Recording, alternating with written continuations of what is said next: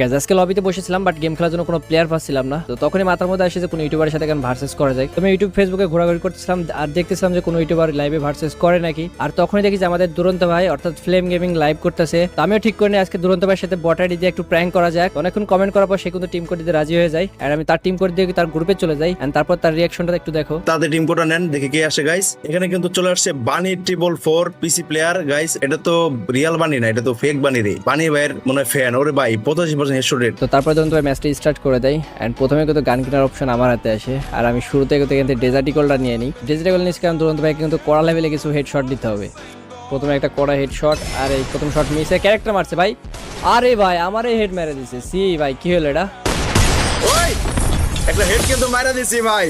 বানি ভাইয়ের ফেরাইলে কি হবো ভাই, আমার কাছে কিছু না, বুঝো না ভাই। এ তো অনেক কটা শট মিস করে ফেলছি গাইজ। এটা আমাকে বডিতে মেরে দেয়, যতক্ষণ হেড না লাগে তখন হেডই মারবো। দেখা যাক। এই তো হেড মেরে দিচ্ছে।